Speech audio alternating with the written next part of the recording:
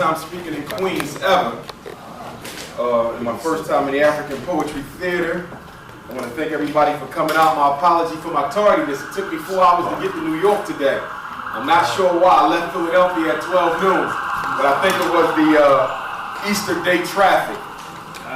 I don't know what it was. Normally it takes me no more than 2 hours to get to New York, any of the boroughs, but this is my first time actually traveling to Queens directly from Philadelphia, but I think it was the Easter day traffic. Today we're going to talk about the miseducation of black school children, and within that is going to be embedded the psychoacademic war against black children and the psychosexual war against black children, which are both simultaneous. They take place together and they take place every day. We're going to talk about the ADHD movement, the disruptive behavior disorder phenomenon, have to touch on special ed, and some other things that are very important for you to know about. One of the most important things that you need to know about right now, which I think is really going to cause those of us who have not been seriously considering reopening some serious African-centered private schools to do so, and that is the budget cuts that are taking place. I've been getting phone calls from educators around the country who are telling me that they've been told directly through administration, superintendent, and etc., that the class sizes around this country are going to swell to about 50 to 60 pupils per class. Now, as you know, our children ain't learning with 30. So how are you going to put 60 in there? It simply means that there won't be any learning, but the teachers will still get their paychecks. In case you don't understand, public education is a job center for middle-class white women. 93% of all public school teachers are middle-class white women. The incarceration prison system is a job bank for middle-class white males. 93% of the employees there are middle-class white males. So no one cares whether or not the children learn. Nobody cares whether or not the juveniles get rehabilitated as long as they get a paycheck. Prisons have become economic stimulus packages in white rural neighborhoods. White people are going to the state legislatures and lobbying for prisons to come into their neighborhood as a form of economic stimulation. Jobs, government benefits, retirement packets, and etc. I always say that black failure is the most lucrative business in America. You can become a multi-millionaire off of exploiting and pimping a black problem. Whether it's teenage pregnancy, whether it's alcohol addiction, drug abuse, miseducation, psychotropic drugs, ADHD, all you have to do is find a niche in the black community and you can milk it to death. Problem with exploitation is it doesn't benefit the people that it's supposed to help. First thing I want to tackle today is homosexuality. And I want to tackle that because it is a powerful, powerful, sweeping phenomenon, not just in our community, but in America. But of course, we're concerned with our community. First and foremost, homosexuality has its origin in Greco-Roman philosophy and thought. Many of the Greco and Roman philosophers were homosexual. Okay, they believed that the woman was less intelligent than the man, that she was somehow related to the devil, and all that was evil. And as a result of that, they drew the conclusion that a highly intelligent man and a godly man should only have sex with other men. So gods can be with gods. Zeus, Apollo, most of these guys were homosexual. Okay, not only were they homosexual, they like to have sex with children. So it was homosexuality and pedophilia. If you've ever seen some of the paintings of Zeus and Apollo, you'll often see about a dozen of little baby angels. You ever notice that? The angels are always babies. Why are the angels babies? Because they really wasn't angels at all. That was this sexual harem of children that they would rape and exploit whenever they were taking a break from their godly duties. Okay? There is no precedent for homosexuality in Africa. In fact, there's no word for it. There is now. But up until the modern era, there's really been no word in any of the African languages to describe homosexuality because it was foreign. Because it was anti-life, it was naturally foreign to us. Now, people often ask me, like I was just on an interview in New Jersey the other day, and they say, well, what about the evidence that says that there's a gene that is responsible for the homosexuality? I said, just like there's evidence that there was a gene that made the black male predisposed to violence. Just like there was evidence that there was a gene, okay, that actually was responsible for joblessness in the black community. Understand this. Genes are responsible for determining biological traits and physical traits. Genes have never ever been proven to be connected to what? Conscious behavior. When you say there's a gene for homosexuality, then you must also accept that there's a gene for racial inferiority.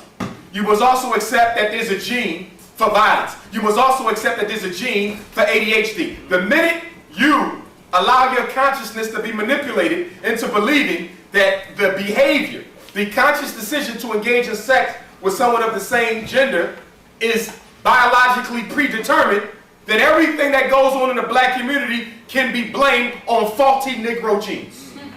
So you better be very careful about allowing people to buy you into that argument. Where did the original argument come from that genes can determine conscious behavioral decisions? Eugenics, otherwise known as what? Racial science. Coming out of where? Britain. By who? Francis Galton, who was the first cousin of Charles Darwin, who justified the colonialism of Africa. Francis Galton said there was a gene for everything. There was a gene for low IQ. There was a gene for high IQ. There was a gene for lazy people. There was a gene for energetic people. There was a gene for people who wanted to have more than one child. There was a gene for people who didn't. There was a gene for poverty. A gene for joblessness. He said every behavioral trait can be traced to a gene. Why is that dangerous for African people to buy into? Why is it dangerous for us to allow anybody to try to influence us to believe that conscious behaviors are predetermined biologically? The reason why it's dangerous to believe that is because if you accept the belief that all behavior is a function of biological predeterminism, if you want to get rid of a behavior, if you want to get rid of a certain conscious decision that's being made, if it's biologically predetermined, the only way you can get rid of it is to what? Kill it off. Kill it off. Racial extermination. Be careful. This whole movement to prove that homosexuality is natural is nothing but a Trojan horse. Because once they get the black community to bite on that, you've automatically bitten on everything else. Just like the black bourgeoisie, the talented 10th, untalented 10th, elitist blacks have gotten the black community to bite on Obama and allow him to get away with neglecting the black community while he fights voraciously for Hispanics and fights voraciously for homosexuals and fights voraciously for Mexicans and illegal immigrants. He's taking care of every other minority group but you. And the Negro elite says, leave him alone. Be happy he's black. And you buy into it. And as a result of that, when he's no longer president of the United States, black people in America are going to catch a hell you ain't caught since 1960. Because you allowed your first so-called biracial president to go through 8 years or 4 years of elected office without holding him accountable for anything. Not joblessness, not miseducation, not over-incarceration, not poor health care, neighborhood infrastructure. You have given Obama a 4 to 8 year pass. So let me ask you a question, black people. When the next president gets in the White House, who will be white, how are you going to hold him accountable? You won't be able to. You know why? Because they're going to argue that if being black was so bad, if black people's children were being so poorly miseducated, and if black men were being so poorly employed, and if black women's health care was so poor and terrible, and if stillborn births was such a big problem in the black community, then how is it that these Negroes stayed quiet for 4 to 8 years? No people in a state of emergency can stay quiet for 4 to 8 years. Do y'all understand? So either you're lying or you're crazy. It's one or the other. So when the next European get in the White House, you won't be able to make him do anything. Why? Because you keep on listening to the untalented 10th. Who is the untalented 10th? The untalented 10th is a class of Negroes who grow out of the Civil Rights Act and Bill, who've been able to realize a degree of success as a result of integration, and who the society, the American social order, aka white supremacy, uses to keep you dumb, deaf, and blind. Some ministers, some business owners, some elected officials, some imams, some government officials, some educators. That's right, the untalented 10th, because there ain't no talent in it. W.E.B. Du Bois was a very intelligent man, but he was a snob and a bourgeois and a light-skinned supremacist. You got to get the good with the bad. And he helped break down the most successful movement we ever had, that which was led by Mr. Garvey. You understand?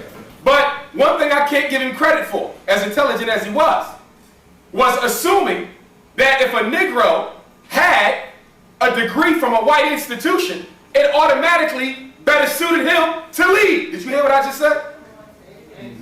The Talented Attempt philosophy assumes that because a black person has a college degree, a BA or an MBA or a JD or an MD or a PsyD, that he's automatically better suited to lead than somebody without one. Are y'all with me? Okay? Where did he make that assumption from? Because to make that assumption is also to make what assumption? That white education prepares black people for leadership. White education doesn't prepare black people for leadership. White education prepares black leaders for traitorship and betrayalship, but not for leadership. Now, the black aristocracy has 5 families. Just like the mafia got 5 families, the black aristocracy got 5 families. There is the economics family. These are untalented 10th members who have a lot of money. Normally 500 million or greater.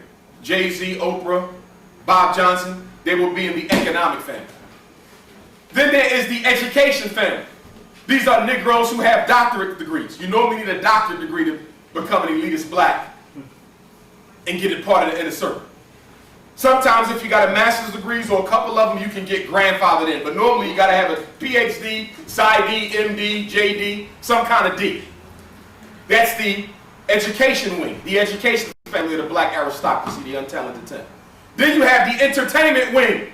These are the giants in the music industry, the giants in the TV industry, the giants in the film industry. Tyler Perry, Oprah Winfrey. These are the entertainment family. Then you have the religious aristocracy, which is the most powerful of the 5 families because they major in incarcerating people's souls. Incarcerating people's souls. Every megachurch minister is a member. Every single megachurch minister is a member. Every mega mosque imam is a member, without exception.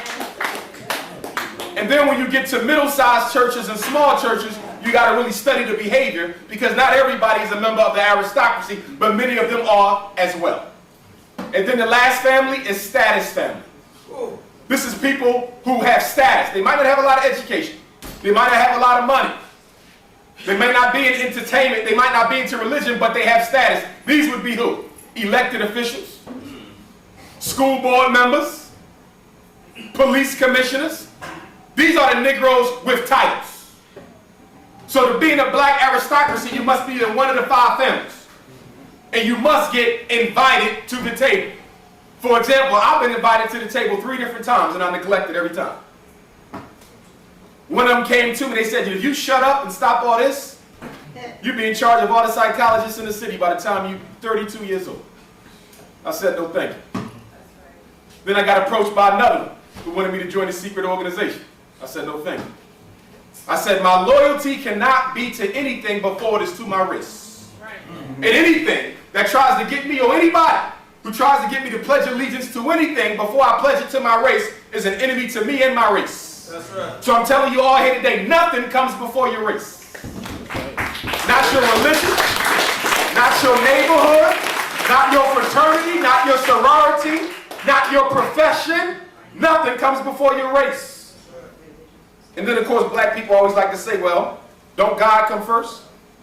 Well, let me ask you a question. Are you not from God? And did not God create you first? And in African cosmology, are you separate from God? So to be God first is also to be race first, and to be race first is to be God first because you're God's first people. So let's stop that argument. Let's stop that argument. Now, within the black aristocracy, there's certain additional honorary statuses you can get. Of those in the 5 families, you can get a certain degree of power within the aristocracy if you have one of 3 traits.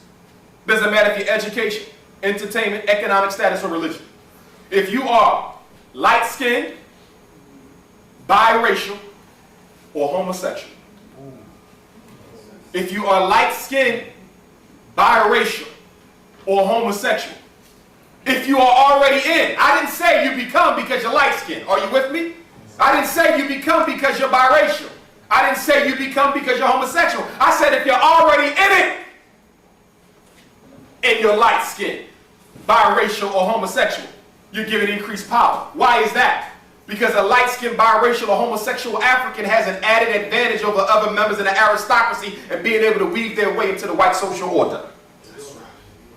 Every city in America has a black aristocracy.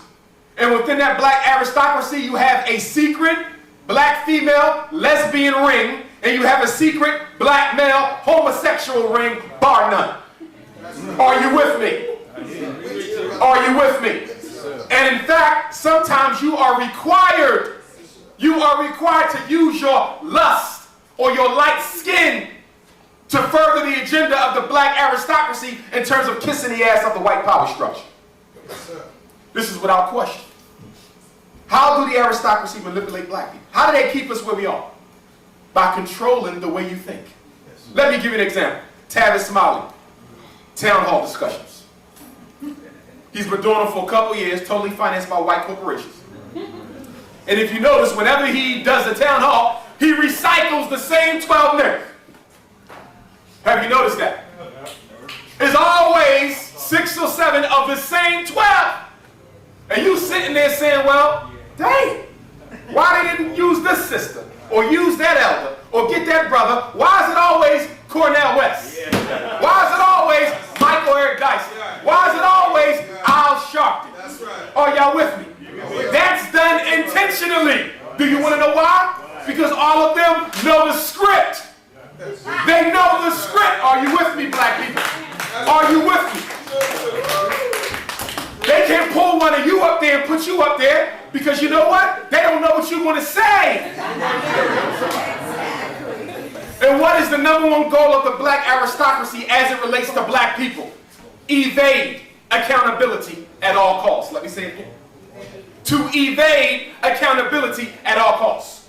So if you notice, whenever you see a town hall meeting with Tavis, whenever you're listening to one of the nationally syndicated black radio or talk shows, and they have a black aristocratic guest, if you notice, accountability amongst the well-educated is never discussed. It is never discussed at all. They will blame black people, they will blame the government, but they will not blame themselves. Are you with me? So we got to be very careful about the aristocracy. Because what they do is they make sure that the real issues are never discussed. I'll give you another example, and then I want to move on into this education thing. Did anybody see Soledad O'Brien's report on the state of black America? Yeah. Did you almost vomit like your brother? Because I remember, was it the first one or the second one? But hold on, remember the one where the whole show was about tracking a black family, following a black family, who discovered they had a white ancestor. Do y'all remember this?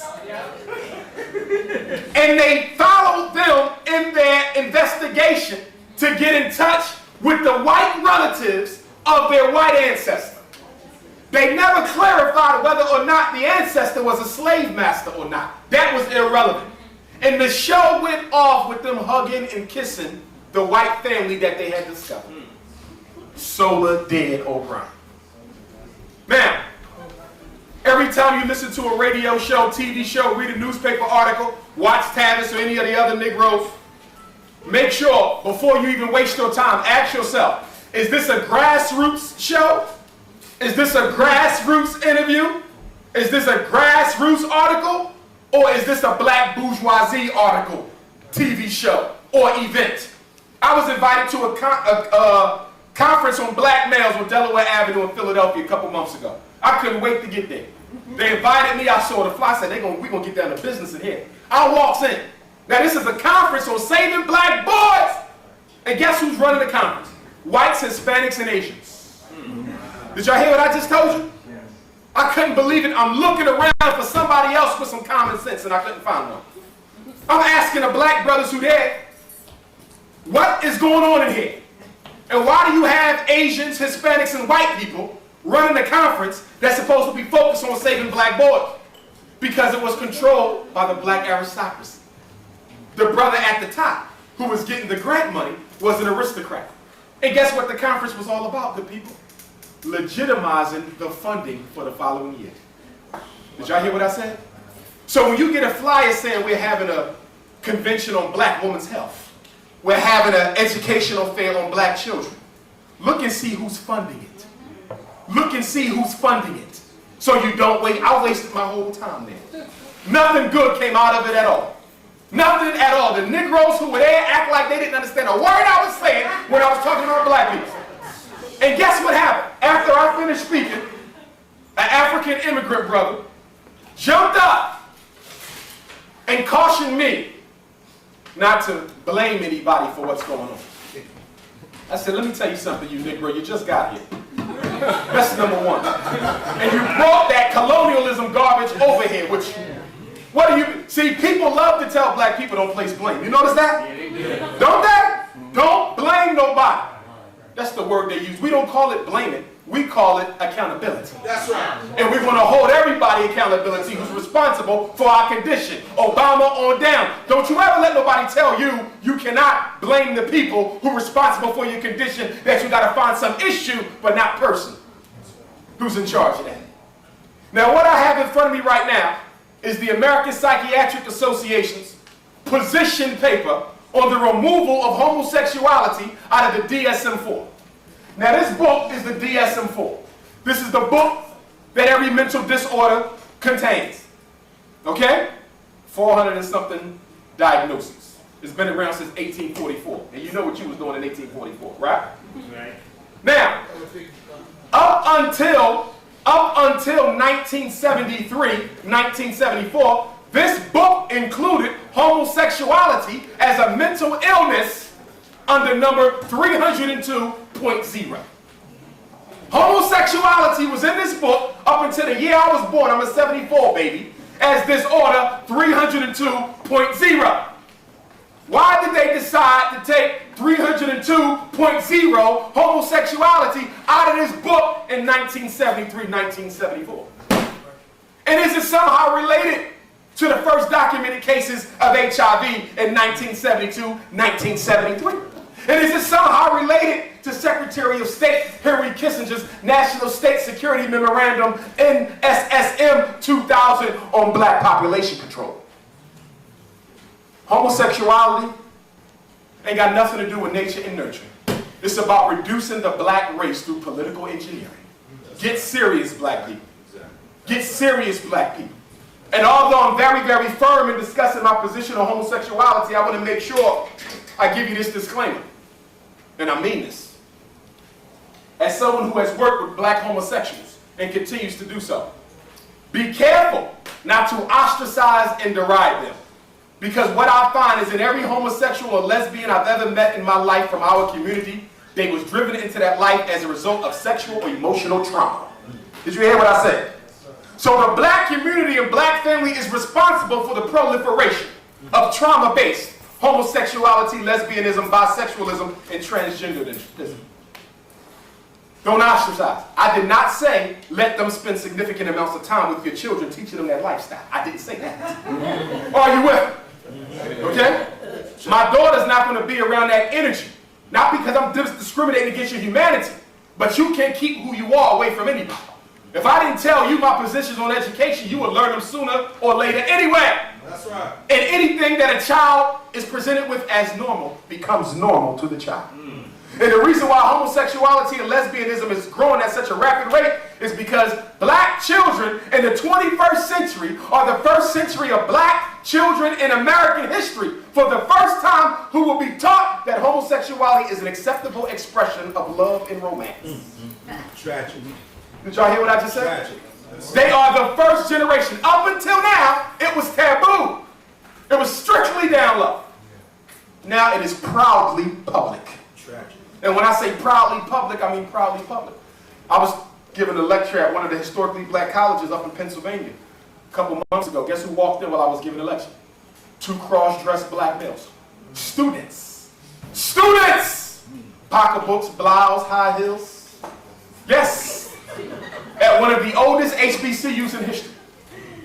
And guess what I was told by some of the brothers who was heterosexual? They said, Brother Umar, we can't even say anything about it. We can't even request a change in roommate if we have a cross-dressing brother in our room, because it is called a civil rights violation. Like if you say something inappropriate about a homosexual at your job, you'll be fired for civil rights discrimination. The homosexuals have taken over the black civil rights movement and made it the gay civil rights movement.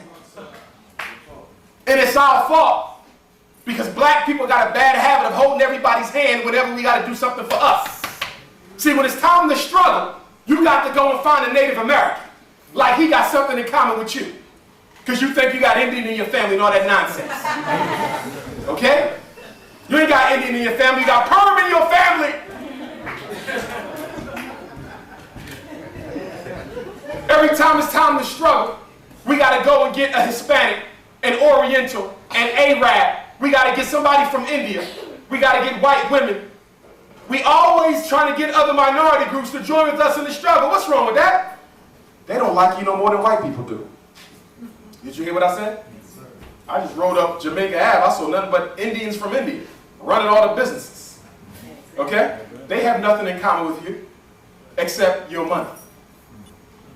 And so black people got to recognize that the only friends we have are ourselves. Any struggle that you dilute with outside participation is doomed to fail and be used against you. And there's another reason why you should not be looking for support and involvement from other races in your struggle. There's two reasons. Number one, more organized groups always exploit and manipulate lesser organized groups. Are y'all with me? More organized groups always manipulate and exploit get used. That's why the Mexicans and Hispanics used you during the civil rights movement. They didn't participate in the marches. They stayed out. There's been books and histories written on. They wanted nothing to do with it until the law got signed. And everybody came out of the woodwork. And it was your fault because you asked them to join in the first place. See, we got to get back to being unapologetically African. Did you hear that? Unapologetically African. So when you go to City Hall and you say, I want to know how many new jobs have been created, they're going to say, okay, we have successfully hired 200 more minorities. And you're going to say, that wasn't my question. My question was, how many new black jobs have you created? How many new black contracts have you given out? Don't tell me minority. Because when they tell you minority, they're doing what? Trying to hide your numbers and everybody else. That's right. So guess what? They say we've increased minority contracts by 15%. And you're looking around saying, I don't know a brother or sister who got one of them contracts. You know why? Because they went to the Koreans or the Chinese Americans, Japanese Americans, Arab Americans, Indian Americans, and you say, we're ours. And they'll tell you politely, the definition doesn't say black, it says minority. They use other groups to further suppress you. They're doing it right now with illegal immigrants. George Bush, before he left office, signed a bill that said if you was an illegal immigrant, if you could find a job, you could be given a temporary residency pass. That could be renewed every 2 years. How can an illegal immigrant be made legal? But Bush did. Still further, how could an illegal immigrant be made legal to work when half the black men in New York City are unemployed? Half the black men in Baltimore are unemployed. Half the black men in LA are unemployed. Half the black men in Philadelphia are unemployed. So how is it you're giving an illegal immigrant the right to come in and take a job that I should have? Because it's called racial extermination in the name of multiculturalism. And get away from that word too. I'm not interested in my daughter having a multicultural education. I'm not interested in her learning about every color under the sun, none of which give a damn about her. Did you hear what I said? It's going to be an African education. That's right. Do you think the Chinese people in Chinatown are giving them kids a multicultural education? Hell no. The only thing they teach them to do is learn a couple of Ebonics so they can give you that shrimp fried rice and shrimp egg foo young and 20-cent A&P soda that been there since the day you were born.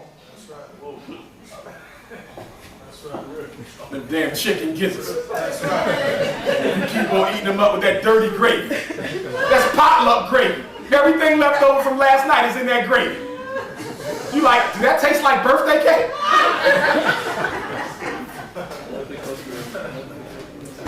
Now, I want to read the position statement, and then I'm gonna get the right. Now again, this is the official document. If you email me, make sure you get my business card at the end. I'll email it to you. Everybody needs to have this. This is the document that made homosexuality normal. Now listen to this. This was approved in 1973 by the Board of Trustees of the American Psychiatric Association in December 73, approved by the Assembly in November 73, and approved by Reference Committee November 73. When the 6th DSM was printed in 1974, homosexuality was gone. I'm 36, so homosexuality has been normal for 36 and a half years. Now, listen to this. 302.0. Sexual orientation disturbance, which is in here now. They took homosexuality out, put sexual orientation disturbance in. What's the difference between a homosexual and somebody with sexual orientation disturbance? The person with sexual orientation disturbance is homosexual, lesbian, gay, transgender, who has a problem with being that. They say if you do not have a problem, sit here, if you do not have a problem with being gay, lesbian, bisexual, or transgender, it's not a disorder. That's how they rationalized it away. Listen to it. This category is for individuals whose sexual interests are directed primarily toward people of the same sex and who are either disturbed by, in conflict with, or wish to change their sexual orientation. Did you hear that? If you gay and wish to change to being ungay, you are mentally ill. Okay. So what's going on?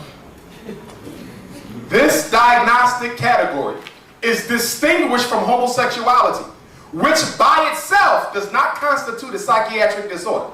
Homosexuality per se is one form of sexual behavior, and like other forms of sexual behavior, which are not by themselves psychiatric, is not listed in this nomenclature of mental disorders. In the first 5 printings of this book, from 1968 to 1973, the code number for this category was for the ICD term homosexuality. The reason for this change in subsequent printings of DSM are noted in this position paper. So the paper is given the rationale. I'm just going to read some of it, not all of it. Again, you can email me for it. Controversy rages as to whether homosexuality should be regarded as a pathological deviation of normal sexual development or as a normal variant of the human potential for sexual response. Recently, this controversy has focused on the American Psychiatric Association's Diagnostic and Statistical Manual of Mental Disorders, where homosexuality is listed as an official diagnosis in the section on sexual deviations. The proponents of the view that homosexuality is normal argue for the elimination of any reference to homosexuality in a manual of psychiatric disorders because it is scientifically incorrect, encourages an adversary relationship between psychiatry and the homosexual community, and is misused by some people outside of our profession who wish to deny, pay attention to these next 5 words, who wish to deny civil rights to homosexuals. Did you hear that? They took it out of the book so that they could take over your civil rights movement. Those who argue that homosexuality is a pathological disturbance in sexual development assert that to remove homosexuality from the nomenclature would be to give, and this is our position, official sanction to this form of deviant sexual development. Would be a cowardly act of the American Psychiatric Association succumbing to the pressure of, listen to these words, a small but vocal band of activist homosexuals who defensively attempt to prove that they are not sick and would tend to discourage homosexuals from seeking much needed treatment. Let me skip a couple pages. Wow. And this is key for our kids because I want you to know why it's being pushed in the public school. What will be the effect of carrying out such a proposal? No doubt homosexual activist groups will claim that psychiatry has at last recognized that homosexuality is as normal as heterosexuality. Listen, listen, listen. They will be wrong in removing homosexuality from the nomenclature. We are only recognizing that by itself, homosexuality does not meet the criteria for disorder. Listen to this sentence. We will in no way be aligning ourselves with any particular viewpoint regarding the etiology or desirability of homosexual behavior. Did you hear that? They just said that even though we're taking it out, we only doing it so they can get civil rights. We're not saying they're not sick. We're simply just saying they didn't meet the criteria for a mental disorder. So when the homosexual says we're not mentally ill because it was taken out of the book, you pull this up and you say read that, where it says that just because we took it out don't mean it's not a sickness. We're just taking it out so we don't look bad. Are y'all with me? Now,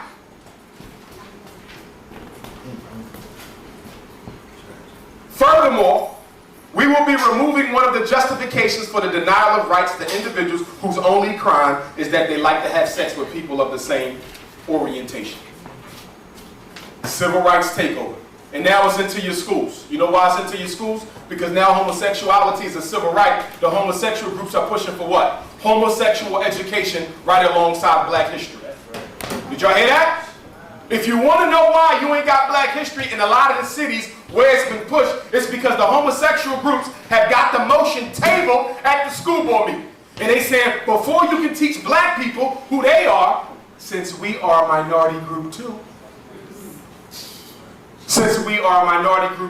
you got to teach homosexual education. Guess what? Did you know that sex education in school was always designed to be homosexual education in school? That was the intent from the very beginning. When Henry Kissinger wrote NSSM, National Security Memorandum 1974, in there he said the teaching of sex education as a strategy to do what? Reduce unwanted babies. If I make everybody in here cohabitate with somebody of the same gender, there won't be another baby born in Queens. Did you hear that? If I spend the rest of my life with a male, you spend the rest of your life with a woman, guess what? There's no African babies being born. They can cut the black population rate in half just by making our babies believe that to spend their life with somebody of the same gender is totally normal. And guess what? They have the support of psychology, psychological theory. Sigmund Freud said what? Carl Jung said what? Alfred Adler said what? Anna Freud said what? That homosexual behavior is a natural part of healthy adolescent development. If you don't believe me, go study their work. Go study their work. Say their names again, please. Sigmund Freud, who's the father of white psychology, F-R-E-U-D, who stole his theory of psychoanalysis from the ancient African spiritual system. Sigmund Freud's father was a member of a secret society that studied Kemetic science.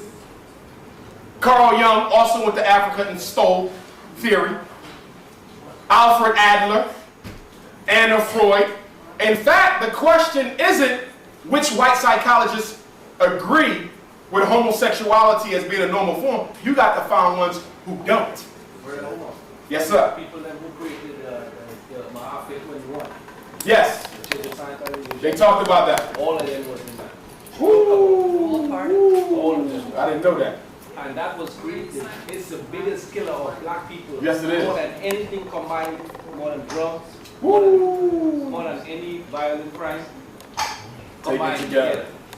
That's And powerful. people don't even know that even exists. I know. And they're in a war zone and they don't even know that. I know. And it's crazy. That's why I always tell black people, if you have what they call, did y'all hear this new term? Questioning. I was in the school last week. They said, these are our questioning students. I said, what the hell are they questioning? Were they going to go to college? What their grade was on the last? What the hell you mean questioning? This is a school. Everybody should be questioning something. They said, no, they're questioning their sexual orientation. Y'all ain't heard about that? Yes! Yes! Yes! It's all in the schools, the questioning students. And then there's the other group, the bi-curious students. What the hell are you curious about? If you live in my house, you ain't curious about a damn thing about how well you're going to do in that next test.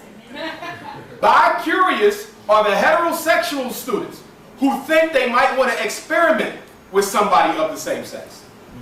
Questioning students are the students who ain't started really having sex yet, but they think they want to have sex with people of the same gender, but they're not sure. Look at this, y'all. Public education has taken the authority of the black mother and father away from them and given it to the school. Did y'all hear me? Let me get this right. Only 1 out of every 4 black boys graduates from high school in his lifetime. So you mean to tell me that you ain't even teaching our kids, but you got enough time to teach them about homosexuality? Think about that, y'all. You got enough time to have bi-curious groups and questioning groups? Look at that. Look at that nonsense. And then you go up to the school, you say, hold tight. I want to know which teachers in here are of that orientation. I'm not discriminating.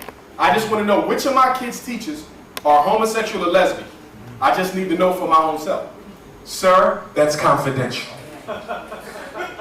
Did you know that? You do not have a right to know the sexual orientation of your children's teachers. That's real bad. Especially if they are what?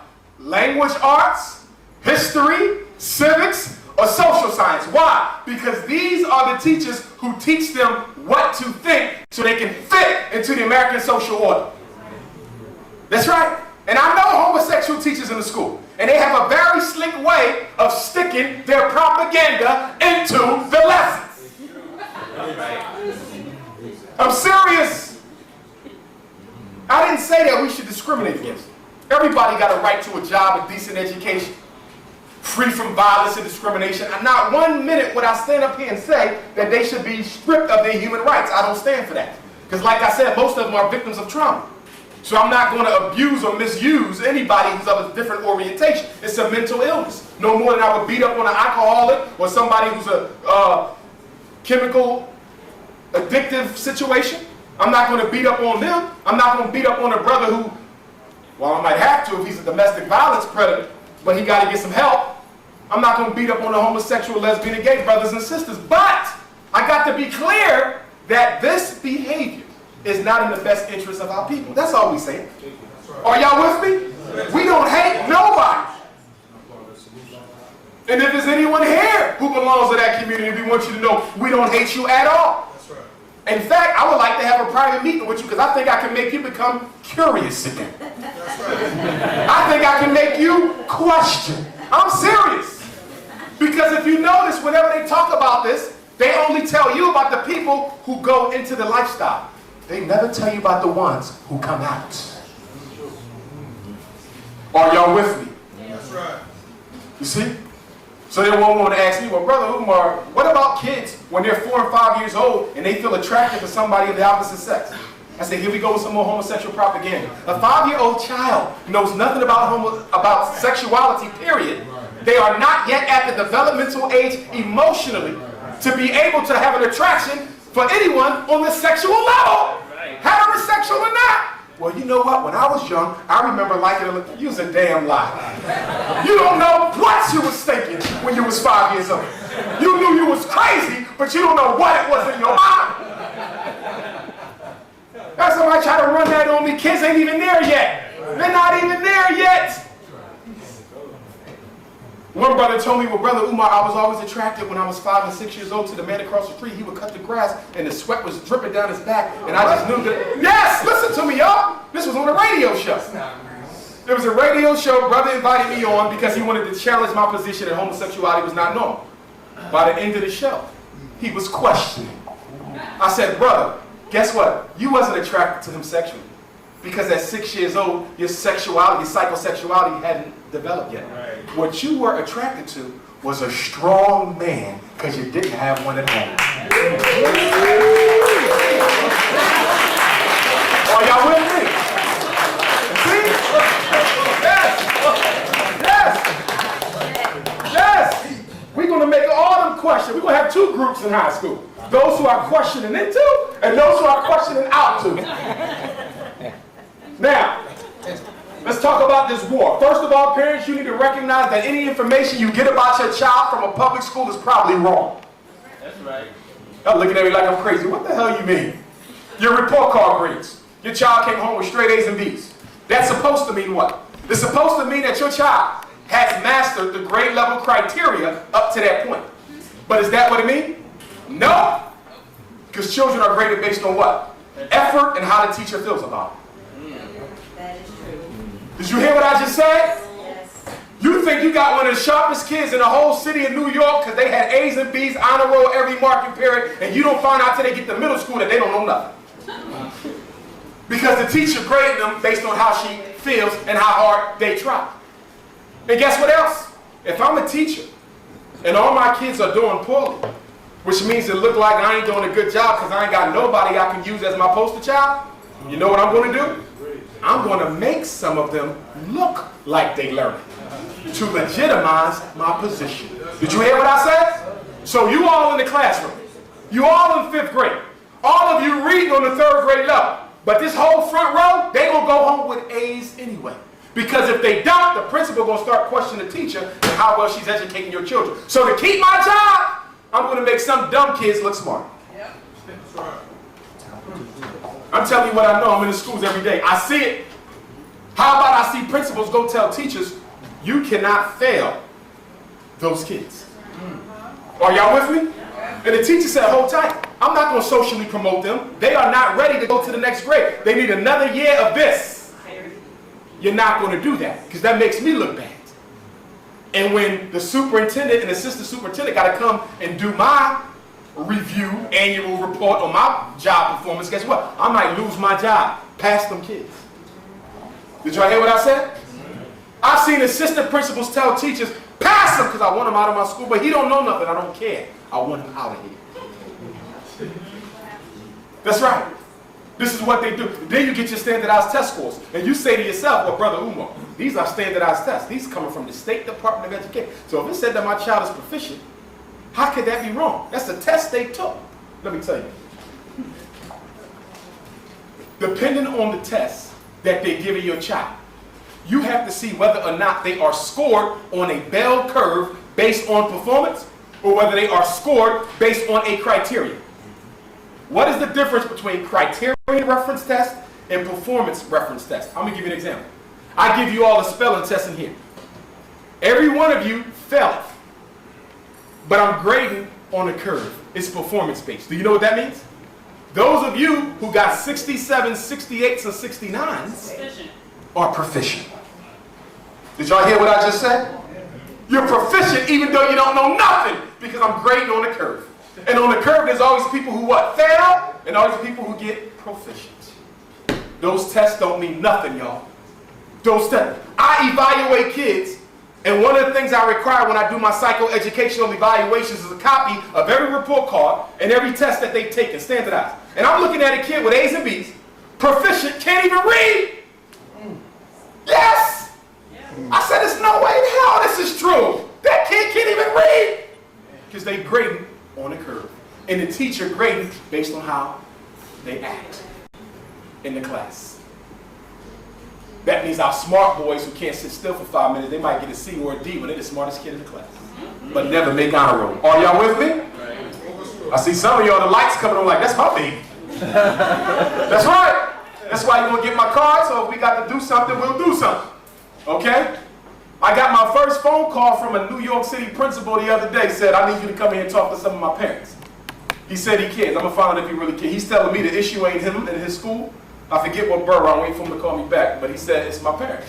They're not working with me. He might be right, because you know what? We could be lazy too. Yes. Like those of you who kids come home without a book bag the whole year, you never ask a question. Are y'all with me? How about those of you who don't make sure the kids do homework every night? And then you got these lazy teachers who do what? Reward the kid with no homework. Are y'all with me? If y'all behave today, you don't get no homework tonight. That's not a reward. That's a punishment. How do you undereducate a black child when you got all these Koreans around here running around mastering everything? Europeans mastering everything, and you giving them a break from study? You don't get no break from study. Do you know in China the children go to school on the average 12 hours a day? And then once they get out, there's more at night? The difference between our kids' output and other kids' output is the difference between those who give a damn about their education and those who don't. The average middle-class Asian kid spends about 12 to 15 hours a week studying outside of school. The average white kid, 8 to 12, and the average black boy, 45 minutes a day. That's right. This ain't got nothing to do with intelligence. Every time you read one of those articles that the black bourgeoisie keep putting out there, is there a racial difference? Because the white kids keep outperforming the blacks, and the Hispanic, the Asians keep outperforming the whites. Is it race? Yes, racial values. So y'all better get serious with it. The problem with public education is we let them miseducate our kids for 12 years. Once our kids realize they get miseducated at 18, now they got to spend the next 12 re-educating themselves. That's right. So the average black person don't even start life until they're 30 years old. That's right. Did you hear what I just said? You get out, you 18, you're like, damn, I learned nothing in 18 years. Now I got to give myself self-study for the next 12. So by the time I'm ready to go out into the world, I'm 30, the white boy and the Asian kid already been in the industry and run the whole joint. So I'm trying to get in at 30, they've been running it since 22 because they were prepared. Wow. That's why we're all here today. That happened to Ivan Van Sertle when he came to America. He wanted to kill himself. Yes. Because when he met John Henry Clark and Dr. Ben, and he was educated in the white man European system, and when he came over here, That's right. when he met them, he had a white wife, white girl. When he met them, Dr. Ben talked to him. He divorced the white woman, got himself a black queen, put himself back through school, met Sheikh Andadia. Yeah. And had to go back and re-educate himself. And then when he come back, he started cutting every one of them.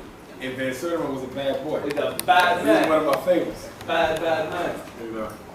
Sheikh and Diop had that white woman too. Yeah. White European wife, yes. And he kept that quiet. Yeah, he kept it quiet. They all do. Some of them got white mistresses if they ain't got a white wife. You know? So black men, we got to stop that nonsense. You know, I'm hearing brothers talking about, well, we all human, and the black man is God, so we should be able to have sex with any woman we want. A powerless people are even powerless while they're having sex. Are you with me? You laying on top of a white woman, but she still has the authority in that relationship. At any minute, she can pick up the phone and call rape me. Your whole life is flushed down the drain. Powerless people are even powerless while they having sex. I don't know what's wrong with us. Think we getting over it. Look at OJ, dumb self. He's in jail for stealing his own trophy. You know what he really in jail for? He's in jail for going right back to another white woman after he killed the first one. Tiger Woods, look at him. Idiot! The woman was a housemaid. And that's nothing negative against her. But why you couldn't make a black woman who was a housemaid your wife? When the last time we seen a sports superstar take a sister with nothing and put her in the mansion? Are y'all with me? Are y'all with me? But they stay getting the white ones who ain't got nothing. That's right. Kobe Bryant from Philly, Lower Merion. I do some work at his high school. He got her out of 12th grade. Half white, half Hispanic. Why you ain't get a sister out of 12th grade? You can rob the cradle, rob a black cradle, big bro. My point is, if you look at where they get these women from, and they got the nerve to talk negative on the black women, and we got a nerve to feel sorry for them every time they run into trouble with the white man. Not me. Somebody called me up the other day, Brother Umar, did you hear about the white woman or the white man said Obama had a monkey on his head? You heard about this? Something about Obama? I said, Obama belongs to the Untalented Attempt. He ain't a part of my community. I don't care what they do. I don't want nothing to happen to his wife and his daughters. But as far as him, he turned his back on me, so I turned my back on him. Our problem is we are too forgiving at the wrong times. Yes. That's right. That's right. You don't want to forgive each other, but you'll forgive anybody outside of the race for anything they do to it. You notice that? Yeah. Your sister owe you $5 for 5th grade and y'all still don't speak. White man took your whole check in taxes and you forgave him the minute he took the money. What's the difference? You love him and hate yourself. That's why we have so much black on black violence. and then you add the miseducation and the economic castration. First of all, we know how to end violence in the black community. It's no secret.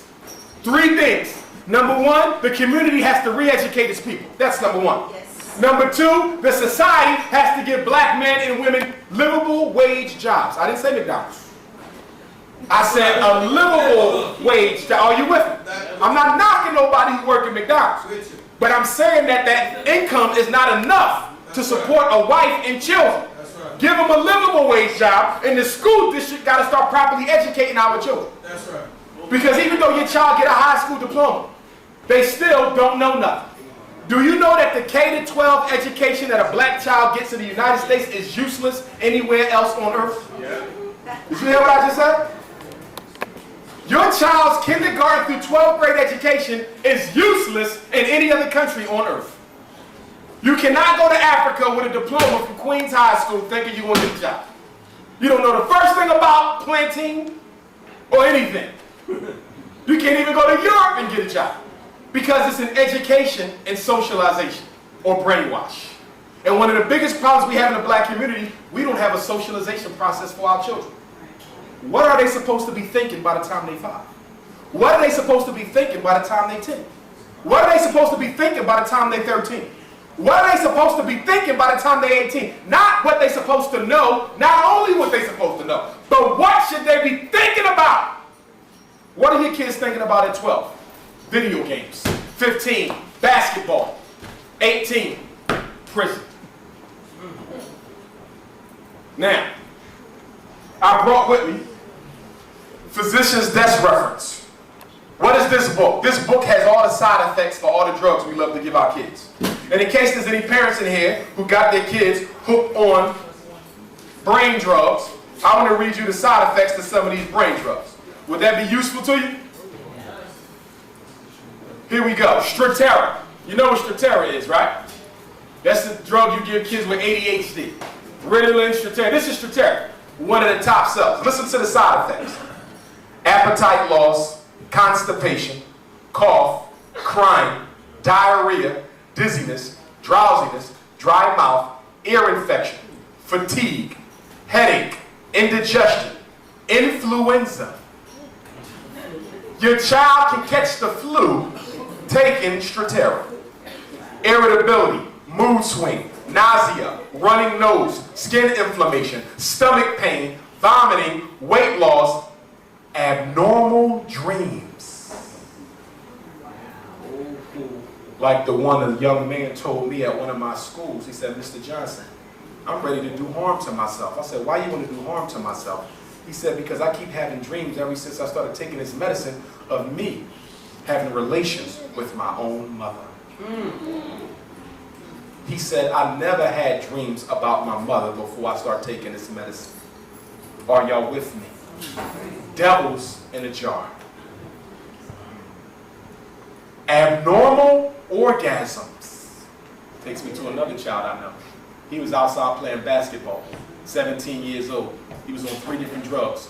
How about while he's running up the court, seminal fluid started coming out of his penis. Wow. Right there on the basketball court.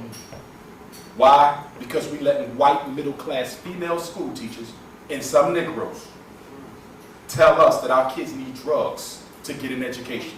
What the hell does psychiatric medicine have to do with a school classroom? Look at what we have allowed people to do to us.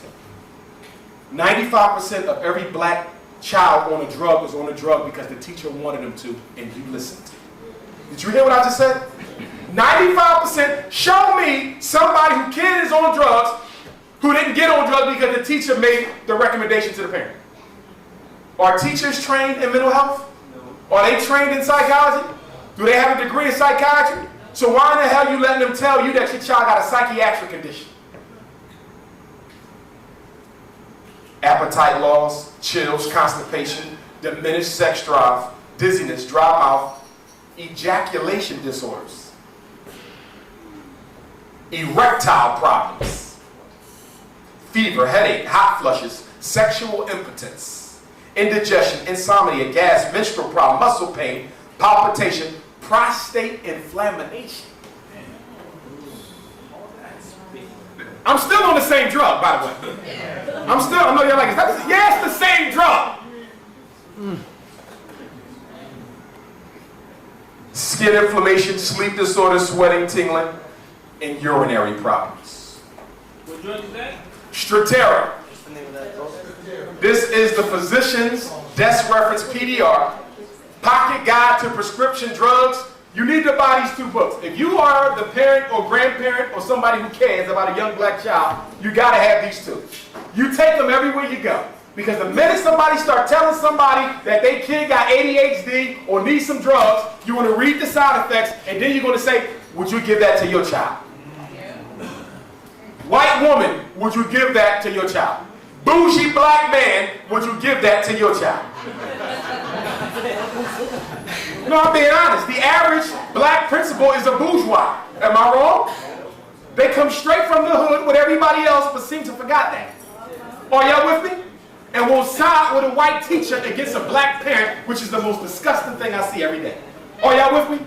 Parent is saying one thing, teacher saying one thing, Negro principal comes out the office, he goes right to his teacher and defends her in the face of a black woman. But then again, that's why he got the job.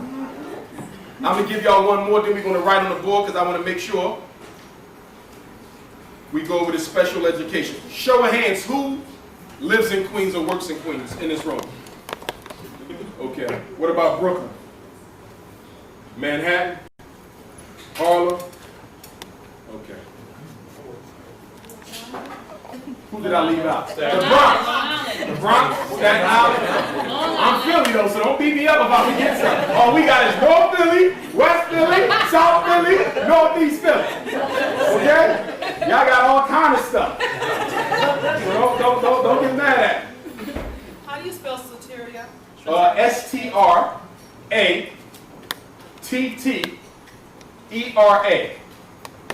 I want to see if DEPA code is in here. Thank you. Because they giving that to all the kids. They got Depo-Provera in here. That's the female. Wait, let's look at that real quick.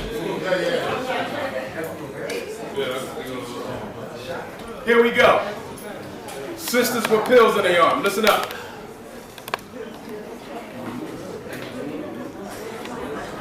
By far, the most common side effect for Depo-Provera is unpredictable menstrual bleeding. In fact, most women have some change in their menstrual pattern. For example, when first taking Depo-Provera, it is common to have spotting between menstrual periods or an increase or decrease in the amount of bleeding when menstrual periods occur. With continued use, many people stop having their menstrual periods altogether. Because you want to get your freak on and don't want to use the condom. Let's keep going. By 12 months or 4 injections, 55% of women report not having a period at all. And by 24 months, 68% of women no longer have a period when taking this drug. But listen to how they protect the drug companies. Listen to this. Going without a menstrual period is not an indication that something is wrong. You gotta love them. Capitalism at their best. Did you hear what he said? Going without a menstrual period is not an indication that something is wrong. Abdominal pain, dizziness, headache, nervousness, unpredictable menstrual bleeding, weakness, fatigue, or weight gain or weight loss. There's not a pill in the world that won't kill you if you take it long enough. Can I say that again? There's not a pill in the world that will not kill you if you take it long enough. There was a recent study done about a year ago on people who died from diabetes, high blood pressure, heart failure, stroke. What was the other disease? Something with diabetes. Liver failure. Guess what they found? Guess what killed the people? The pills. The pills. They said when they did the autopsy, they didn't die from the condition. They died from the toxicity effect of the drug. Wow. Yes, that's always that is.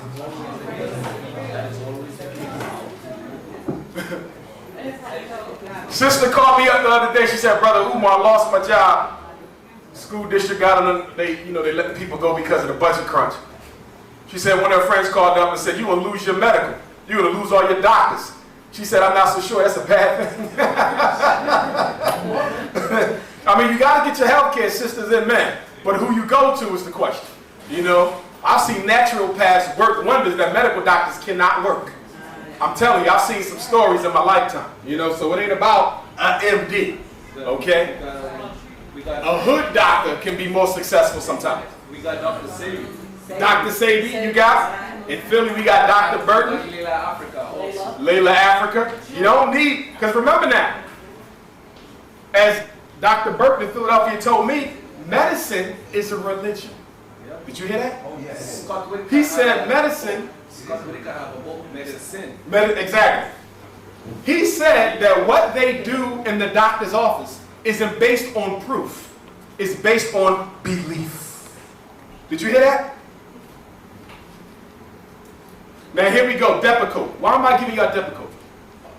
Depakote is an antipsychotic. Schizophrenia doesn't develop until your late 20s, early 30s. So if we're talking about children, why would I be talking about an antipsychotic? It's because they are giving our black boys antipsychotics to stabilize their mood. Antipsychotics are the most dangerous and most powerful drugs you can take as an adult, but they're giving it to them to stabilize their mood. Can they legally do it? Yes, because according to drug law, you can write a prescription for a drug even if you're using it for a function that it wasn't created for. Now, what's the side effects of Depakote? Abdominal pain, abnormal thinking. Black people do that anyway.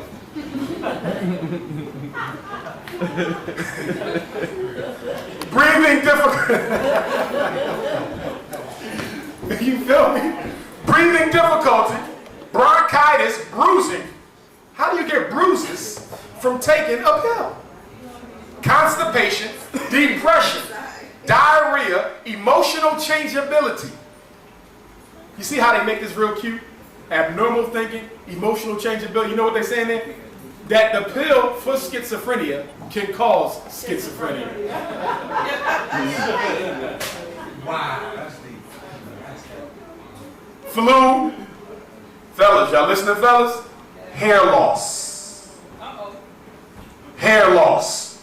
So if you're giving your boy Depakote, and when he's 12 years old and he got a bald spot right here, I want you to blame yourself. He's not getting old early.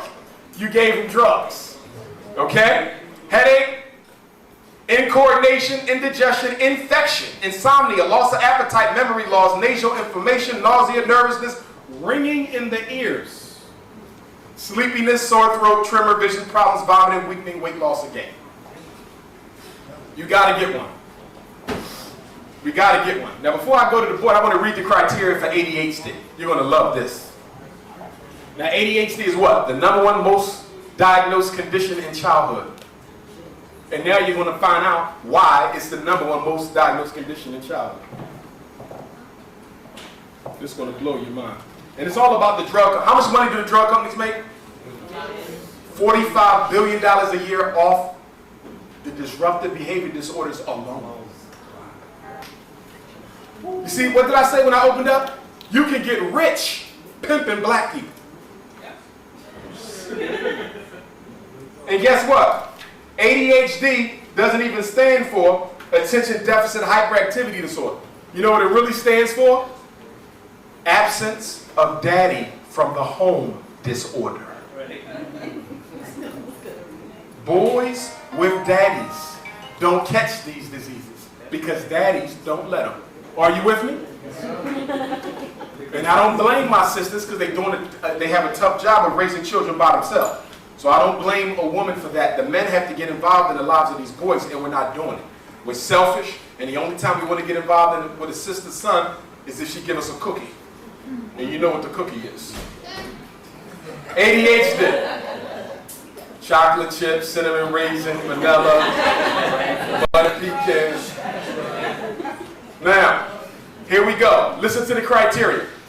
Fails to give close attention to details.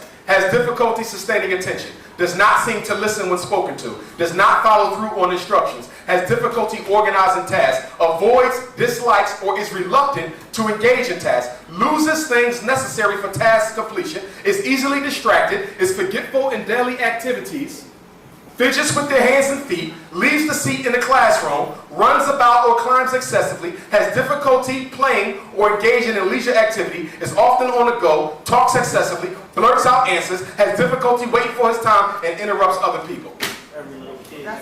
Who in this room don't meet the criteria for ADHD at some times? Are y'all with me? Does that sound like a psychiatric condition to you? No. Is there anything medical about what I read? No. Now you see why every other black boy has ADHD. Because the criteria are so broad that anybody on earth can meet it. They hustling us, y'all. They are hustling us. By the way, there is no more ADD. Attention deficit disorder, like homosexuality, was taken out of this book. Why did they take out attention deficit disorder? Because there's no drug that can make your child pay attention. They wasn't making no money off of it. So now all the kids get ADHD. There's 4 types of ADHD.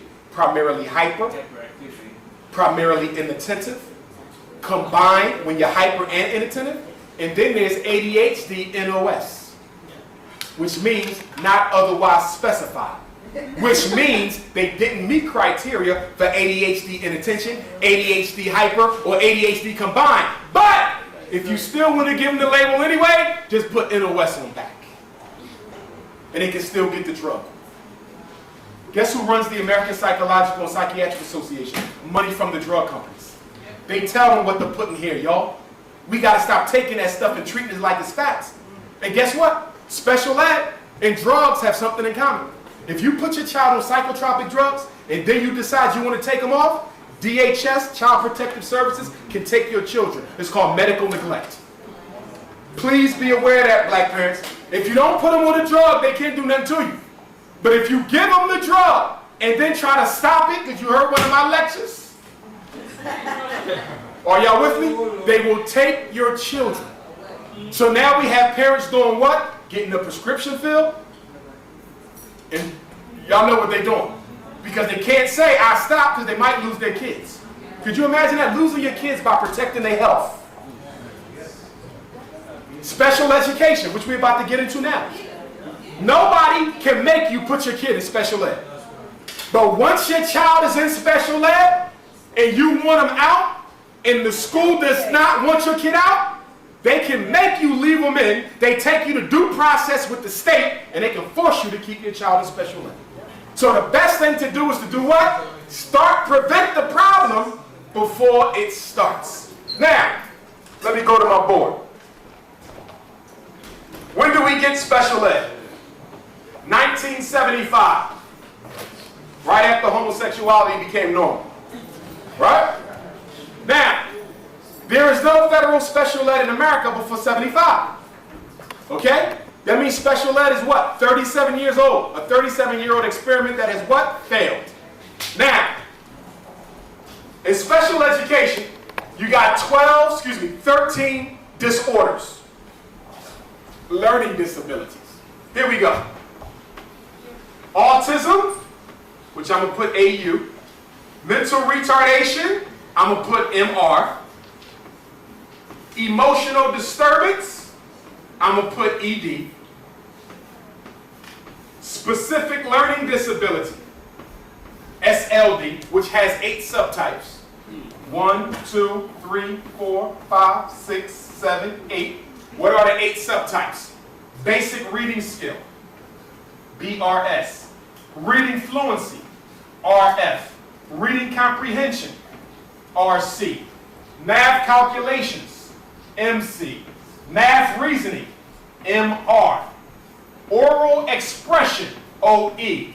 Listening comprehension, LC. And written expression, WE. Number 5, and these are in no order, but I'm giving them to you in the order of prevalence. Do you know what that means? Most black kids in special ed are in for one of these 5. I call them the big black 5. OHI, And in parentheses, I'm going to put ADHD. And I'm going to tell y'all how that happens. Because remember, ADHD is a what? Mental disorder. Is it a special ed disability? No. So how do you get a special ed for having ADHD? We're going to go over that. And that right there is one of the greatest reasons how they are double jeopardizing our kids. Okay? You come in with ADHD paperwork, they're using that ADHD paperwork to now slam dunk the kid in special ed. So now he's getting over-medicated and under-educated. Did y'all hear that? He's getting over-medicated and under-educated. Now, number 6, speech and language impairment. We're going to go over each one of these. Because I want y'all to be clear on these. Because if you ever run into a parent who got an issue, I want to give you some basic things today that you can use to help that parent. Deafness or hearing impairment. Number 8, blindness or visual impairment. Number 9, traumatic brain injury, TBI, traumatic brain injury. Number 10, multiple disabilities. Number 11, an orthopedic impairment. Number 12, a developmental delay. And let me see. Oh, and number 13, a child who is deaf and blind. Those are the sweet 13. And those are how they slam dunking our kids. Now, special education came in 75. Brown versus Board came in 54. Civil Rights Bill came in 63. What's the relationship between Brown in 54, the Civil Rights Bill in 63, and special ed in 75? In Brown, they said you couldn't use race to separate children. Are y'all with me? You cannot use race in school. That's 54. But they didn't listen to it, right? Little Rock and all of that. 63, the Civil Rights Bill comes and says what? You're going to integrate these kids. So white folks said, now we got to let the black kids sit next to the white kids. We need a way to resegregate them. So you know what they came up with? Special education. Special education is the tool to resegregate the black from the white. If you don't believe me, go to any white suburban school district, and the percentage of black kids in that school who are in special ed is significantly out of proportion with their numbers. Are y'all with me? I know certain white suburban school districts with 50 black kids and 30 of them got an IEP. Now you might say, what about a black school? What's the benefit of special ed if every kid in the school is black? Brother Umar, there ain't no racism there, is it? You know what the benefit is in a ghetto? The benefit in the ghetto of putting a kid in special ed, which you can only go into if you have what? One of those 13 labels. No label, no special ed. Does everybody understand that? No label, no special ed. The benefit to the Negro principal in your school district, your child's school, of putting them in is they get this.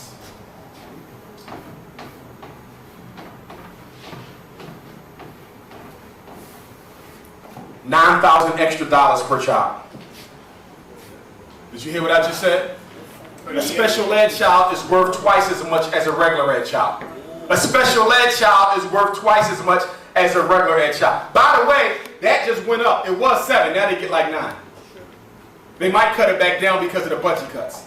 So you want to know why that teacher feels so strongly? He said, the teacher really feels my child needs the IEP. The principal said he really thinks that the small group and the one-on-one instruction is necessary. You know why? Because you think he cares about your child. He's counting dollars. Let me give you an example of what I'm talking about. I'm the principal at the local high school. I need a math teacher. I need a math teacher. That's what? $45,000 a year job? I'm not going to get it from downtown. I'm not going to get it from the state. There's only one way I can get that money overnight. Find 7 black boys and get my school psychologist to test and label them as fast as he can. And the minute I put their names in the computer, that $49,000 is coming next day. Special education is what? An economic stimulus package to a school who needs money. They're using your kids like slaves to build their... That's right. I work in the schools. I'm telling you what I know. Ain't nothing wrong with your child. They want the money. And guess what? If your child is in special ed and you think they need to come out, and he think his child need to come out, and she think her child need to come out, that's too many kids trying to leave special ed. I'm going to try to convince you to leave them in. You want to know why? Because if you take your kid out of special ed and you take your kid out of special ed, I'm losing 9 per kid. Not only that, if the teacher's class load goes too low, what happens to the teacher? She gets laid off or sent to another school she don't want to be at. So if I'm a teacher and I like my school, guess what? Your child going to stay special ed even if they don't need it no more. This is what you ain't getting. This is what you didn't get in Waiting for Superman. You understand Jeffrey Canada? Yeah. Whose school is under all types of fire right now because they screwing over the black boys in his school. That's it. Right there in the Bronx. I got the email from Black Star. He threw the whole butter in under the Yeah, I heard it. Harlem Children's Zone, right? Yeah. So you see, but he's Obama's friend. Black aristocracy. You follow me? Sharpton, you know. So, let's talk about these labels. Now, for those of y'all who got kids in special ed, a special ed child has a right to 2 things that the regular ed kids don't have a right to. A free and appropriate public education, FAPE. A free and appropriate public education in the least restrictive environment. Once I finish the special ed piece, we're going to take a break and then do Q&A, okay? Yeah. Because I see some of y'all looking at your watch, looking at your cell phone, worrying about the damn playoffs. I know how y'all think. I think New York played today, don't they? Yeah. I want to get you. Post-traumatic slavery disorder. That's another lecture. Now, what time is the New York game? You already saw it. It's a halftime. Yeah. Listen it. Don't worry about it.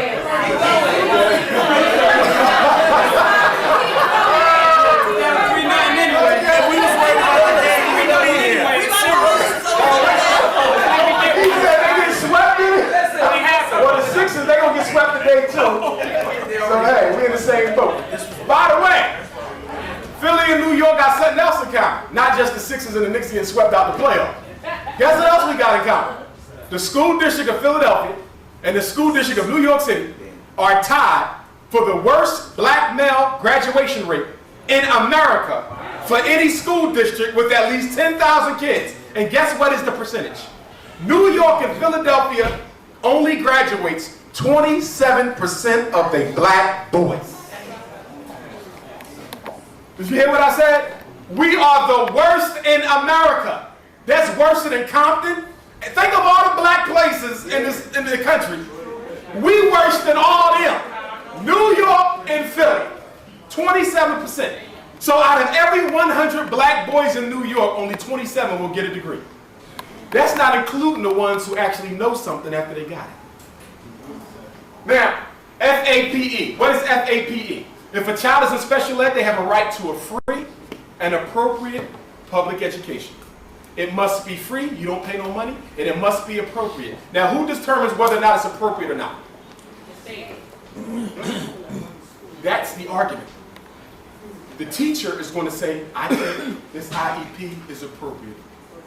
Your son came in special ed, he couldn't write his name. Now he can write his name. You're saying, but he's in 5th grade. He should be doing more than that by now. Are y'all with me? So your argument is this ain't appropriate. Because if this is the rate of progress for my son, when it's time for graduation, he will not be functionally literate in a racist society. So this is not appropriate. And that's when you sue for due process. Did you know that if your special ed child is not making adequate progress, you can demand that the school district pay for your child to go to an approved private school? APS. Don't forget it. I'm giving y'all the little legal terms. APS stands for approved private school. A special ed child who is not learning, the parent can take the school district to due process. That's when you go on the State Board of Education's website, click on due process, special ed complaints. You fill out your complaint. My child has been at this school for 5 years, and in my opinion, he's made no progress, and I think it's time for the IEP in this school district to pay for my child to go to a private school. I am not satisfied. Yeah. What happens? The New York State will send out a hearing officer. They'll come to the school. They'll hear your argument. They'll hear the principal's argument, and they decide. And guess what? If you stick to your argument, your child will be going to a private school at no charge to you. Wow. White parents do it all the time. Let me tell you what white parents do, and I can't stand it. Let me tell you what they do. They take a white kid from the suburbs, use a ghetto address, one of their friends, are y'all with me? Yes. Stick their white son in a ghetto school. You know why? Because they know that education is inadequate. They leave them there for 6 months, and then they do what? Take the school to due process. That's right. And now they got the school. Your money. They don't even live there. Paying for their white son to go to an approved private school because they couldn't afford the private school in the suburbs. So if they want to get their kids in free schools on your money, why can't you get your kids in a free school on your money? Now, that's right. I deal with it all the time. I'm like, they don't even live here. Yes. So when you ever see, like, you're like, why is that rich white boy going to this school? Because they got a plan. Problem is, we ain't got a plan. Now, what's LRE? Least restrictive environment. This deals with segregation. The law says special ed is a form of segregation. It ain't race-based, it's learning-based. We got to make sure these kids don't get mistreated. So we're going to demand that no special ed child spends any more time in special ed than what is absolutely necessary to learn. Did y'all hear that? Your child got a specific learning disability in basic reading. Okay. He's going to be with the special ed teacher 2 periods a day. Is that a violation of least restrictive environment? Nah, 2 periods, 90 minutes out of 6 hours, that's cool. Your son got a specific learning disability for math. He's in a special ed classroom all day except lunch, gym, and recess. Wait a minute. If my son got a learning disability in math, which means he can read fine, why isn't he with his class for reading? Why isn't he with his class for science? Why isn't he with his class for art? Because the white teacher don't want him with her. And that's when you have to write a letter to the IEP team, principal, everything goes to the principal. I'm demanding an IEP meeting because I do not agree with my child's educational program. He's being segregated. You are violating his right to LRE, least restrictive environment, and if they keep doing that, you could get an approved private school too.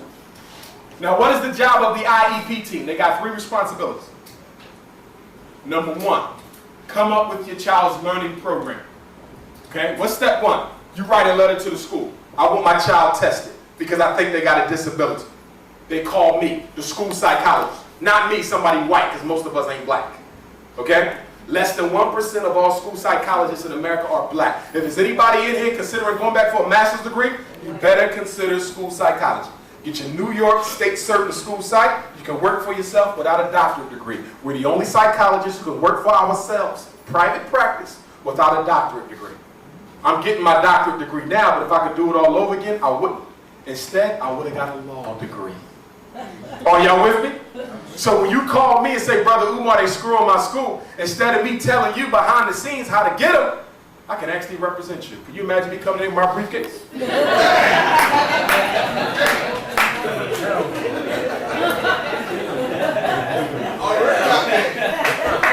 I can tell you right now, in Philadelphia, they probably call a law school and say, we'll pay you to kick him out. Don't give that man no degree. Okay? We wouldn't even have to go to court. They would settle. I'm going to say, he's getting a private school. No, he's not. If you don't give him the private school, I'm going to get you for private school, and I'm going to get you for compensatory ed, and I'm going to get you for discrimination, and I'm going to get your job to it. You make up the decision. I'll be a straight legal bully. Okay? And if any of y'all thinking about law, become an educational attorney. We don't have any significant black educational attorneys in the northeast corridor of this country. Did you know that? All the black lawyers are what? Civil rights and criminal. Criminal and civil rights. Family. That's cool. We need that. but we ain't got nobody fight for the kids in the school. Do you know educational law is its own world? It's its own world. We need black lawyers and we need black school psychologists. And if you want to make a difference and get rich, get your school psych cert and get your law degree. That's what I should have done. If I could live it all over again, that's what I would have did. Okay? Now, okay, three goals of the IEP team. IEP team determines the special ed kids program. What is he going to learn for math? What is he going to learn for reading? What is he going to learn for writing? But the IEP is only for what? The disabled condition. So if your child got a learning disability in reading, his math is with the other kids. Are y'all with me? His writing is with your IEP is only for the skill that you was found to have a disability in. So they determine the program. Then they determine the what? Placement. This is an issue too. Guess what? If your child is in special ed and you don't like the school, you can get them sent somewhere else. But you got to stick to your guns because the special ed kids got more rights than regular kids ain't got. Did y'all hear me? The regular kids ain't got all these rights. Special ed kid, you can tell the principal, I don't like the school, I don't like the teacher, my child ain't learning, I want another school. Well, this is the neighborhood school. I don't care. My child has a learning disability. Okay? Special ed is a federal program. And according to the law, if my child ain't learning here, you have a right to find a school where he can learn. And if you can't find a school where he can learn, we can find an approved private school where he can learn. And once you say that, they'll tell you to pick a neighborhood school. Because they do not want to spend $30,000 a year for an approved private school for a black. Are you with me? Threaten them with an approved private school and you'll always get what you want. Trust me. What's the third thing the IEP team does? They have to monitor your child's progress to make sure they are learning. Monitor your child's progress to make sure they are learning. The reason why special ed kids never learn nothing is nobody is monitoring their progress. And what did I tell you when I opened up today? The information you get about your child's progress is likely to be a what? Lie. So you know what you got to do? You got to hire somebody to monitor your child's progress. You know what that means? You might go to an after-school tutoring program somewhere where they got some certified educator who has standardized tests where they can test your child and tell you whether or not what the school is telling you is true. Because they will what? Nonverbal and verbal communication. Nonverbal, you say something to them, they look at you like you're from another planet. Are you with me? Nonverbal kid cannot read social language. In other words, if you grimace, I know you pissed off. You start looking at your watch, that's you telling Brother Umar we need a break. Okay? Social language. Autistic kid can't tell. Imagination is restricted. Not necessarily intelligence though. Are you with me? An autistic kid is not necessarily retarded. You can be autistic and mentally gifted. I tested a kid in Pennsylvania, his IQ was like a 145. One of the smartest kids I ever tested. Black boy. Problem is what? We can't put him in a regular class because socially he's awkward. You feel me? He can't communicate with the kids. He gets anxious around other people. He wants to play with himself. Play with the same, not play with himself, play by himself. Woo! Okay? Now, some of my MR kids, they play with themselves. And you in the classroom like, you can't do that in here. You know what I mean? Okay, so that's autism. Why are so many black kids coming down with autism? Immunization. Vaccination. H1N1, swine flu, bird flu. Stop giving your children everything the white man creates. And stop giving yourself everything the white man creates. It has the heavy toxin to the toxin and the mercury. Yeah. The mercury that messing with the developing brain. Messing with the developing brain. Learning disability. Exactly. There was a point in time where you could hardly find a black kid with autism. Did you hear that? That was just something we don't get. Now we all got it. Shoot. Cut it out. Amish people, almost no autism because they don't get inoculation. African children, almost no autism. You got 800 million black people on the continent of Africa and almost no autism. And so-called Jewish people too. And Jewish people as well. Inoculations, immunizations, stay away from it. Okay? Mental retardation, IQ score below 70. Mental retardation, IQ score below 70, and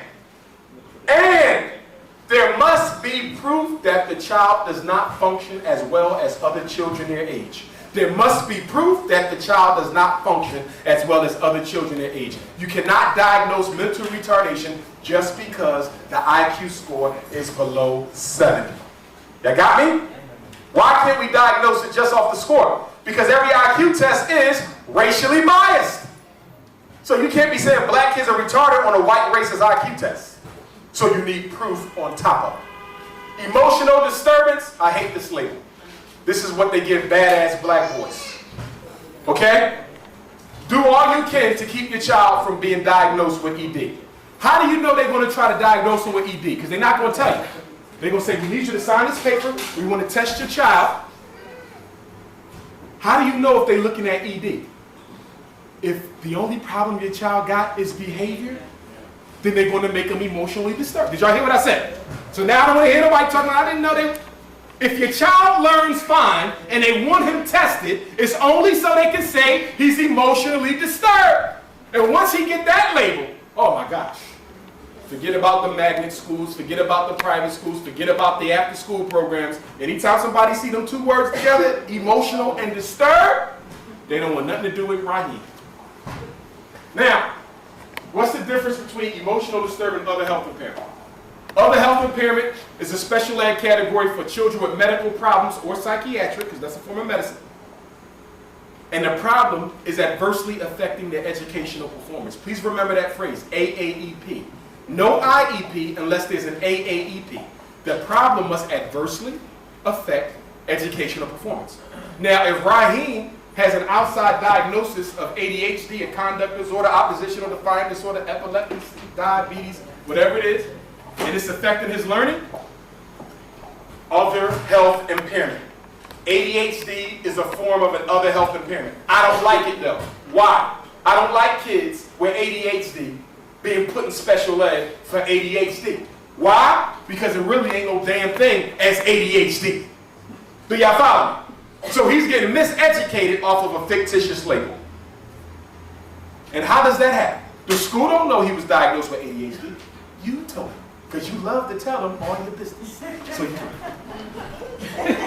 I took my son to the psychiatrist. Here's the report, Mrs. Thompson. He's ADHD, like he won an award or something. He's ADHD. And Mrs. Thompson said, whoa, I can use this to get him out of my damn class. Okay, we need you to sign this paper so our psychologist can test him. And then they're going to come back and say, you know what, we think he needs special ed because his inattention and hyperactivity is affecting how well he learns. Now he's getting what? Over-medicated and miseducated because you like to talk too much. Anything you tell the school can and will, just like the cops, anything you tell your school can and will be used against your son. You want to tell the school that his father's in prison? Thanks for telling me, because now I know you're home by yourself. So every time he messes up, I'm going to make you take off work and come pick up Raheem early. And then when you get tired of that, I'm going to suggest you go get him some medicine. And you're going to say you don't want your son on medicine, but I also know that if I keep on calling you and making you come get your son, you might lose your job. And you don't want to lose your job because then all your kids will be out on the street. So you know what you end up doing? You end up giving Raheem a drug. All because you told me his daddy was in jail and I knew you had no support. Are y'all with me? Yes. I'm in the schools every day, good people. Anything you tell the school can and will be used against your child. Learning disability. Basic reading skill, can they read? Reading fluency, can they read at the rate of conversational language? I should be able to read as smoothly as I'm talking to you now. Reading comprehension, can they understand the material? We got a problem with that in the black community. You know why? Because most of us stop once our kids are fluent. Once they can read smoothly, we stop. But guess what? That's not going to help them on the standardized test, because even though they can read, they can't pull the meaning out. You celebrating Raheem because he can zoom, zoom, zoom, zoom, zoom. What did it mean? I don't know. Every day you should give your child something to read. One page, newspaper article, and you should take it back and quiz them to make sure their comprehension is keeping up with their decoding. Are you with me? My daughter's in 3rd grade. She can zoom, zoom, zoom, just like a big head daddy used to do. Okay? But now I'm saying, okay, we got to go back through this. Now I got some comprehension questions for you. You see, now it's a whole new ball game. Give me some answers. Okay? And you got to do the same thing. Math computation, can they add, subtract, divide, and multiply? Math reasoning, can they decide on the operation and complete it? Oral expression, can they express themselves orally? Listening comprehension, can they comprehend what they hear, assuming they understand English? You can't take a child from West Africa, talk about he got a learning disability for listening comp. No, he's an Esau kid. He needs to be taught the language. And a lot of African immigrant kids are being put in special ed so the school can make money because they don't want to help.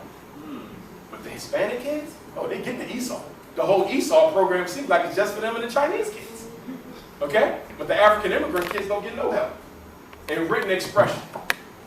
Can they write and spell? Okay? Now, what is the difference between a kid with a learning disability or a learning challenge? The difference between a learning disability and a learning challenge is the difference between what? Whether the school wants to go the extra mile to teach, or whether they want to quit and give them an IEP. Did y'all hear what I said? 85% of special ed referrals are for reading. 85% of special ed referrals are for reading. Most kids will struggle learning how to read the first time. Y'all with me? So how do we decide that Raheem was learning disabled? Maybe he just needed a little bit more help. Maybe he needed a little bit more practice. Maybe he needed a little bit more tutoring. Who decided that it was a learning disability? He's either a lazy educator or a lazy parent. Now some of you saying, well, my child got an IEP, Mr. Johnson. I'm not lazy, I work with him. There's a chance you might be right. But remember this. Learning disabled kids should be no more than 15% of the student population. I'm willing to bet that if I go into any neighborhood school in Queens, like Philadelphia, Baltimore, Durham, North Carolina, I'm willing to bet that there's more than 15% of the black kids with IEPs. Am I wrong? Why is that? Because special ed starts the minute the regular ed teachers stop trying. There's no test I can give your child to tell if they're emotionally disturbed. There's no test I can give your child to tell if they really got a learning disability. There's no test I can give your child to tell if they're mildly mentally retarded. There's no test I can give your child to tell if they got a conduct disorder. So where do we get these labels? They are socially constructed diagnoses made up out of the air to fulfill a social agenda. Did you hear that? Every diagnosis in this book is a professional opinion. It is not a fact. And one of the biggest mental health problems we have in the black community is we take people's labels and we make them our reality. Are y'all with me? Raheem was trying yesterday, but the day he came home and you told him he had a learning disability. So you know what he said? Well, hell, why try? I'm learning disabled. Why go to school? I'm mentally retarded. Stop telling your kids this stuff. No kid should be going around talking about something. I'm ADHD. I had one boy yesterday. Why are you acting like this? Because I am my pillow. Why do you think? I'm an ADHD. So you see what we do? We absolve the child of responsibility for their own behavior and give it to the pill. Problem with that is what? When they turn 18, does special ed count anymore? Does ADHD matter anymore? If they late for work, can they blame it on ADHD? If they get disrespectful to a cop and he smack the piss out of them, can they say I got conduct disorder? So why are we letting them, you see what we're doing, right? We giving them crutches. Crutches that are going to crack the minute they get 18 years old. Speech and language impairment, that's a child with an articulation problem, expressive or receptive. You can't understand language, or you stuttering, or you got a lazy tongue, you get speech therapy. You don't go into special ed class. It is a special ed disorder, but you don't go into special ed class, you get speech therapy. Deaf and blind, you know what that is. Deaf, blind, deaf with blind. Traumatic brain injury. Little baby hit their head on something, car accident, God forbid, anything like that. Sometimes when the kids are delivered, the white men take those thongs and pull your baby head out. Sometimes they can damage forceps, hot dog clips, whatever. And they pull and they squeeze the brain and they can cause damage. Because you know the brain and the skull is soft when they're young. And a lot of our kids are getting neurological impairments during birth. Multiple disabilities. That means you got more than one of the others. Orthopedic impairment, you might be missing a foot, arm, serious bodily surgery, you might got to walk around with certain devices. Developmental delay, that's for kids 3 to 5. Preschool only. Developmental delay is when we see evidence of these problems before kindergarten. What do they get? New York is the same thing. Remember this, your child does not have to be in kindergarten to get these services. It's called early intervention. You contact the school district or the local intermediate unit. They send out a psychologist, they test your kid. They say, yeah, we're going to give him speech therapy or learning support right now in preschool. Okay? A child who's both deaf and blind together. All right? So that's the world of special ed. Special ed is only 13 labels. That's school psychology. This is clinical psychology. Don't confuse it. Clinical psychology got hundreds. We only got 13. Are you with me? Special ed is IEP. Special ed is the school psychology. This ain't IEP. This is clinical psychology. I'm trained in both, so I can do either. Okay? But I want you to keep the world separate. Keep the world, don't blend them. Because if you bring this into the school, they will use it to get rich off your kid. How long you want to take that break, Shabazz?